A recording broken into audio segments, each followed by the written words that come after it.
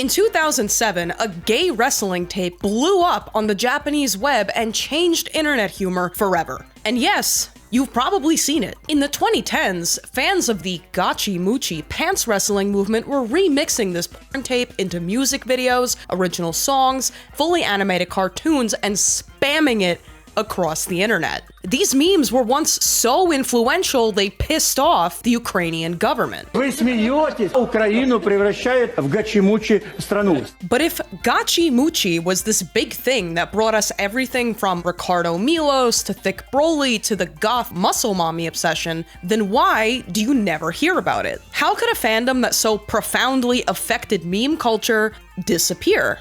This is the heartwarming story of the gay wrestle porno that broke the internet. This is Bad Art History.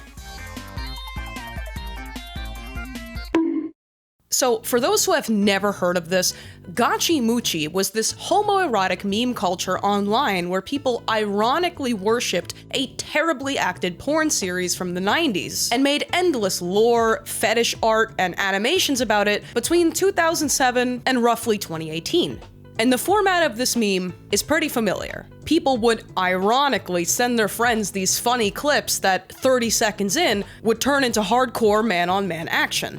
But something very strange began to happen. The edits that people were ironically making from these adult clips were such genuinely impressive works of art, with such a real-world cult of personality around adult actor Billy Harrington, that it forced the internet to get woke about some uncomfortable questions. Is it possible to be gay ironically? And what explains our obsession with turning fetish art into memes? Believe it or not, the answers are all contained in Omni-Man's ass. Since 2021, many of you have probably seen some version of this. But why does this image exist, and what does it have to do with gay wrestling? Like any adult cartoon with a big online fan base and a sexy main man, Invincible has inspired a lot of fan art of varying depravity. So it was inevitable when, on May 9th, 2021, artist Panic Clinic tweeted out this sensual fan art of a comically thick Omni-Man, and thus opened the portal to hell. Within weeks, adult art sites were flooded with semi-ironic fan art of every character you could possibly imagine hitting this pose.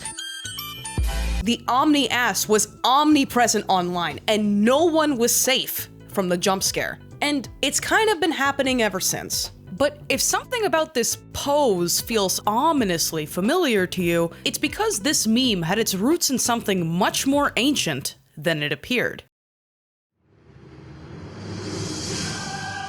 Dragon Ball Z fetish art. On November 20th, 2017, artist Absolute Blue logged into his exclusive adult Patreon and uploaded this explicit illustration of Broly from Dragon Ball Z after his patrons voted to see him in a poll. Now, it's not clear when this image leaked or why, and every time I tried to reverse search it, it literally broke the website, but somewhere in 2018, Thick Broly appears on Spanish Twitter. And that's when things got Catholic. On January 5th, a Brazilian artist uploads this illustration of Jesus and several strong cartoon characters struggling to lift the cross. And though I am positive the artist meant well, this was the bat signal to shitposters. Somewhere along the way, this masterpiece appears on Facebook, and in a pattern that was cursed to play out over and over again, Broly's ass was suddenly unavoidable online. He could be this flower, he could be you, he could be me. But arguably, the only thing more stressful than trying to avoid this image on the internet is knowing how much of your personal information is freely available online. Because data brokers make millions of dollars a year selling your personal information to scammers and marketers, whether you know it or not. Which brings us to our sponsor, Incogni. Incogni is your one-stop shop to keeping your personal data safe on the internet. If you're like me, you've been getting endless spam calls and emails lately, and it's most likely because your information was recently sold online and is now just sitting in someone's database. And yes, it's the same info you can find about yourself on those people search sites. And while spam calls are like annoying, they're only the beginning. Did you know that health insurance companies can actually raise your rates based on your online activity? With Incogni, you can remove your sensitive info from prying eyes and save yourself from spam, cyber attacks, and even identity theft. All you have to do is sign up, tell Incogni a little about yourself, and they'll scour the web and automatically send requests to over 230 data brokers to take down your info. Best of all, they will keep removing your data every time it pops up again. You can even access a dashboard to see how much of your personal info they've put back into your hands. So take back your personal data with Incogni. Use the code FrankieFay at the link below to get 60% off an annual plan. But why? What does this have to do with gay wrestling? Why am I taking forever to get to the point? Well, the only thing funnier than Broly ass is over-explaining the joke. So let's see if we can scientifically explain why this is funny. And I promise you this has everything to do with Gachimuchi. First off, it's fetish art. Bara muscle worship to be specific. Which makes it pretty funny once you realize the intent of this image was to arouse you, as opposed to make you nervously burst out laughing. But even past the tonal mismatch, Broly's appeal might lie in his vulgar muscularity. Really think about this. The internet has a cult-like reverence for sexy strongmen that we seldom reserve for anyone else. Giga Chad, the explosive popularity not too long ago of Gachimuchi star Ricardo Milos, the meme about the buff guy who's comically wholesome online, Barry Wood just staring at you. The extravagant public displays of thirst, ironic or not, over unconventionally muscular women. With or without clothing, extreme muscularity blurs the lines between fetish and comedy, and the ironic connective tissue that makes all of this simultaneously edgy, funny, and mildly arousing to some is this movement called Gachimuchi. So let's talk about it. Gachimuchi. What the hell is it? It all started in the late 90s on internet fetish newsgroups. A distinct subculture began to emerge around a type of adult video loosely disguised as a campy, over-the-top wrestling session. 3 of these films that would become especially infamous, Workout Muscle Fantasies 3, Lords of the Locker Room, and Buckshot Minuteman Series 18, were notably carried by the raw meme appeal of their leading man, an American actor named Billy Harrington. We will get back to him. So, though these films were not exactly Pulitzer winners, there was something about the incredibly stilted, impotent delivery of the main actors that took this from awkward to painfully funny. So funny, in fact, that you didn't have to speak English to enjoy it. We'll have to see about that. Oh, I see. Yeah, that's how it's gonna be. I see. And in the summer of 2007, Gachimuchi busted onto the world stage. On August 10th, a user on the Japanese video sharing site Nico Nico Doga, roughly equivalent to YouTube, uploaded a clip from Workout Muscle Fantasies 3. What starts as a strangely acted skit featuring 2 buff men quickly and dreadfully becomes a fetish flick. And in about 10 seconds flat, a new type of Rickroll was born. It was showing up in Pokemon videos. It was showing up in memes. It was showing up in hentai. The warfare was cruel and indiscriminate. You have to remember, in 2007, there was literally nothing funnier than epically trolling your friends into watching a jump scare, porn, or some combination thereof. And as soon as a critical mass of people figured out that the Workout Muscle Fantasies 3 meme was just gay pornography in a foreign language, the most terrifying fandom on Earth had been conceived. Gachimuchi, deriving its name from the video's Japanese title, Authentic Muscular Pants Wrestling, or Gachimuchi Pants Wrestling, immediately amassed a rabid fanbase of ironic worshippers. Creators of all kinds immediately began sampling the videos and turning them into legitimately impressive works of art. The most recognizable of which, garnering millions and millions of views, came from an animator called Mountain Dew, who would go on to have a prolific art career. Also, he's in this video, and I'm not telling you when. Just so you understand how crazy people were about this back in the day, no one watching these Gachimuchi videos on a Japanese website in 2007 actually knew what the actors were saying, because they only spoke Japanese. Like the little thing I got set up down here in the basement? The most dedicated gachi heads sacrificed potentially hours of their lives watching these clips over and over again to discover hidden words in the dialogue called Sora Mimi. The explosive popularity of the Sora Mimi led to the Rickroll, which led to the edits. And as the animations and fan art piled up, so too did the original music. People were sampling the sound of the actors smacking each other on the ass and grunting, and turning it into comprehensive pieces of music.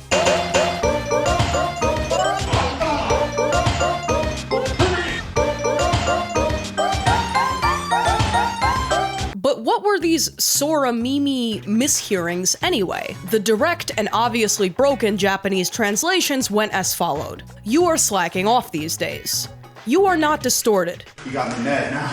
It can't be helped." These nonsense phrases, called forest fairy philosophy, became the moral pillars of the gachi-muchi movement. Throughout the 2010s, the gachi-muchi movement grew increasingly ambitious, giving us such classics as Electric Bodybuilder from the Underground and whatever this says. And I can't stress enough, look how insane this animation is. Fueled by irony or not, this is remarkable talent. And they were doing it for fun. For those who were on YouTube at this time, between 2007 and 2011, this video mashup genre might look very familiar to you. Mads, as they're known in Japan, are the spiritual sibling to the genre of YouTube poop. At the core is a chaotically edited but often cohesive and transformative video made by smashing together clips and pitch shifting them to match the music.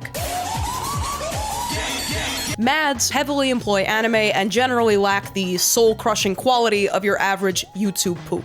Point being, people were crapping these out. Here's a fun fact. Ricardo Milos, one of the biggest memes of the last decade, actually originated as someone's gachi-muchi shitpost. The complete extent of this meme is very difficult to fully convey. And though this may all sound like some incredibly niche thing that happened on the internet from some time you weren't even around, the numbers don't lie. These meme edits have amassed anywhere between hundreds of thousands to millions of views. And gachi-muchi music is still being uploaded to this day to very healthy viewership. But make no mistake, none of this would arguably have ever blown up like this were it not for the sheer star power of the gachi god himself.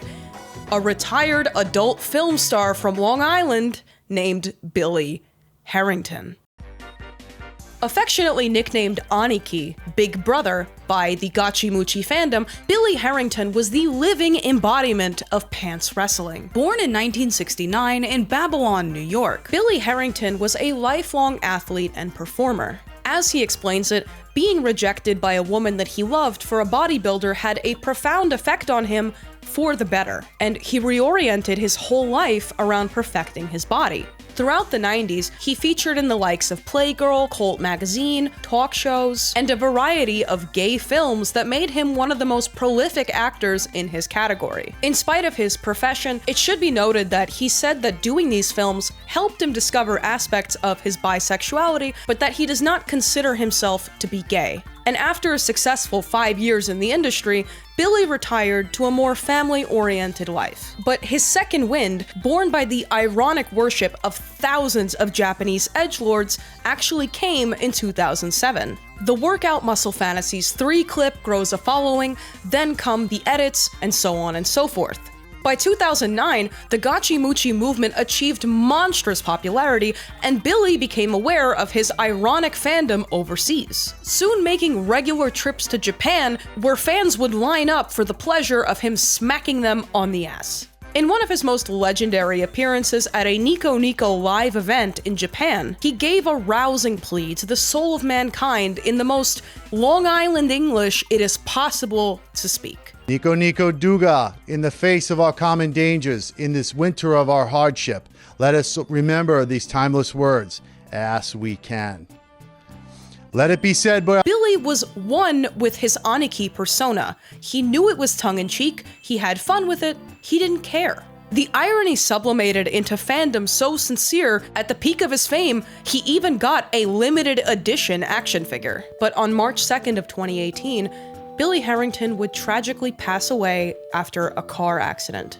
And because it was the tail end of the 2010s, and Gachi Muchi had mostly come and gone by this point, Aniki's untimely passing signaled the symbolic end to the first phase of Gachi Muchi history.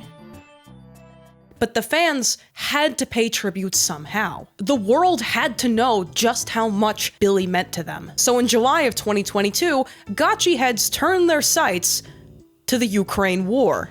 At the time, the Ukrainian government was undertaking an effort to de-Russify the country by removing monuments connected to Russian history. And in a final act of homoerotic memery, 25,000 fans from across the globe signed a petition asking the Ukraine government to erect a statue of Aniki as he had erected the hearts and imaginations of so many millions before him. This went over really well. Американского гей-порно-актера Билли Каррингтона. Он, извините меня, икона так называемого гачи-мучи видео. То есть фильмов, в котором вы смеетесь, а Украину превращают в гачи-мучи страну. Oh, and apparently this wasn't even the first time that someone had tried this. In 2021, someone petitioned the government to rename a town square in Ukraine Billy Harrington Square. But I'm sure there is a question that has been slowly creeping into the back of your mind. I probably do not have to come out and say that Gachi Muchi is barely disguised fetish material. I opened this video with an explanation of Broly and Omni-Man ass because they descend from a long line of muscle-bound freaks who want nothing more than to, yes, make you laugh and also rock out with your cock out. So how do we prove it? What fetish even is this? Here's a question. What does it mean to worship something? There's idol worship of the big powerful man with the big powerful body. There's ironic worship that lets you sexualize everything from Omni-Man to Luigi as a joke. And there's something called muscle worship, the fetish.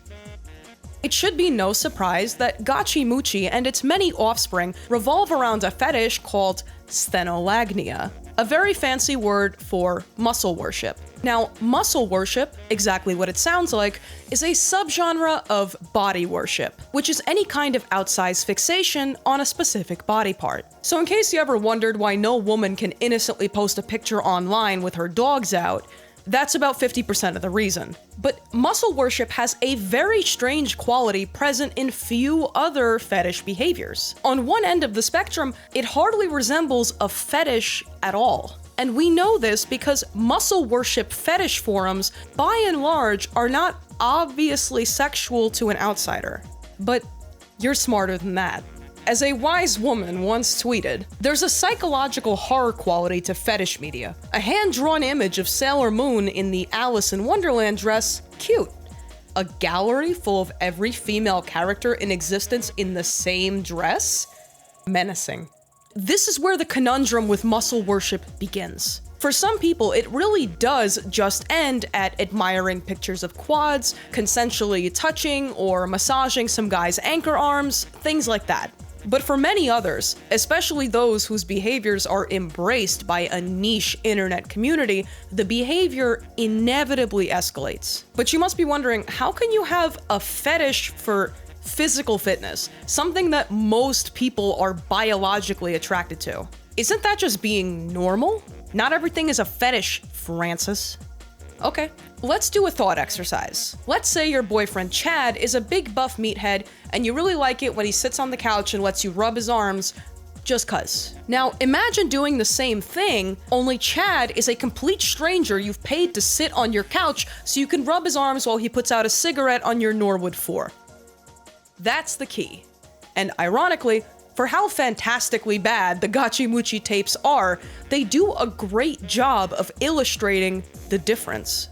A really interesting feature of these wrestle videos is how much time they spend focusing on everything except the obvious. And don't get me wrong, they do go there, but the emphasis on the actors' ripped bodies, even when clothed, feels gratuitous. And when the clothes come off, the actors spend a significant portion of the runtime just wrestling. And obviously I cannot show you via example, but the wrestling segments are so about wrestling that at points, it's just a writhing mass of musculature with no wee-wees in sight. What I'm saying is, the intended audience for this doesn't just want to watch two muscular guys touch butts. What they want is an extravagant, over-the-top display of a dominant muscle daddy turning his submissive partner into a pretzel. Why?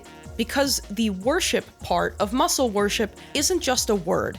Worship is a BDSM term, and it's the themes of sadomasochism that distinguish muscle worship from just thinking that Rhea Ripley is hot.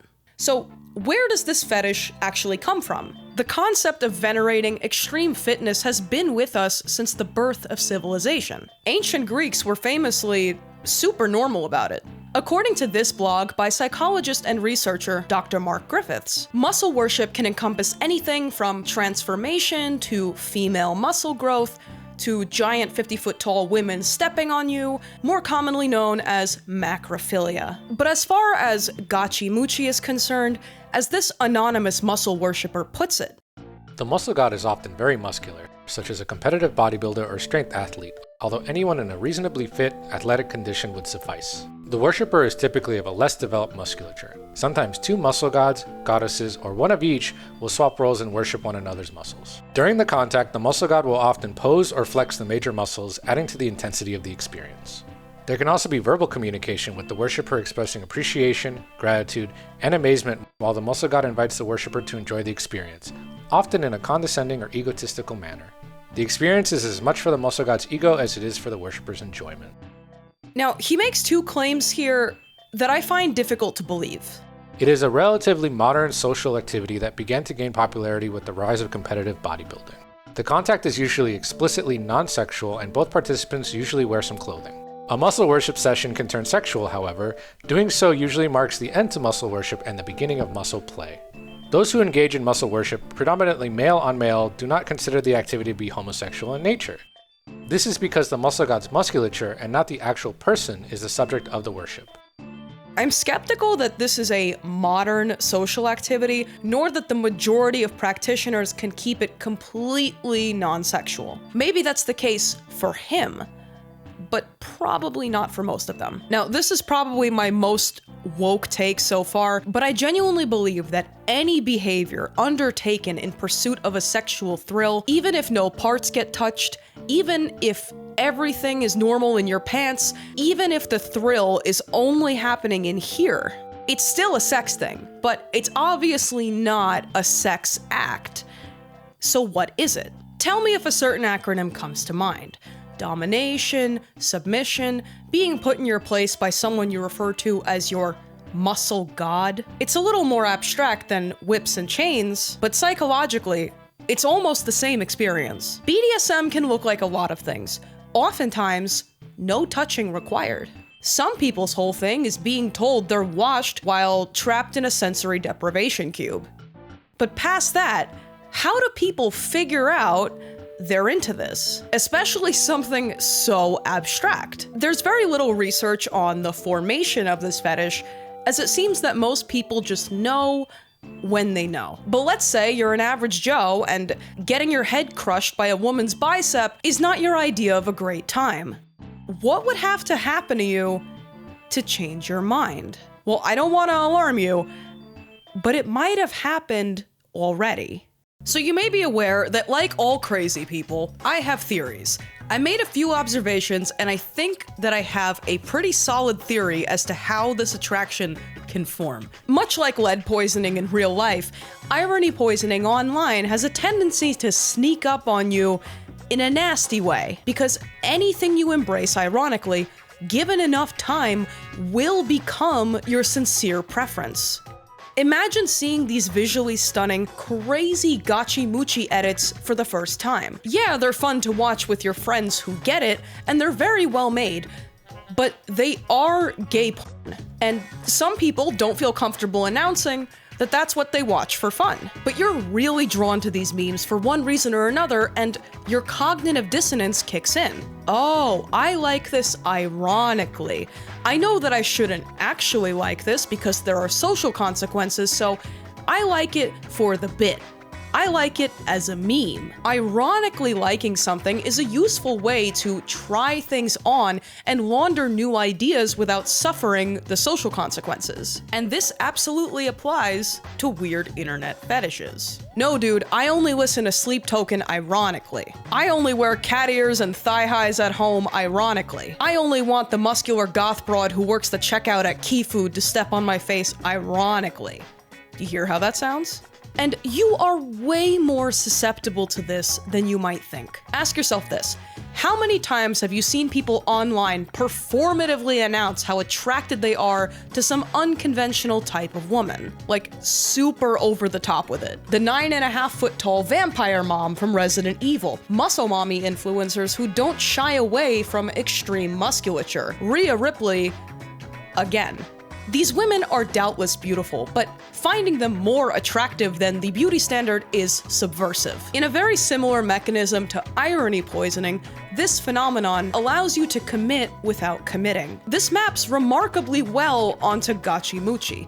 At the core is a group of people who sincerely find this attractive, and they're really weird and scary about it. Surrounding them are people who don't know how they feel yet, or want to objectify something without consequence, or they fear backlash. So maybe they try it on ironically, getting exposed to it over and over, till their algorithms are nothing but ironic muscle daddies. And you can find this hot all day long while it's the ironic thing to say, but if you're still ironically watching vintage workout tapes 8 months later, with no audience to laugh with you, irony poisoning completed.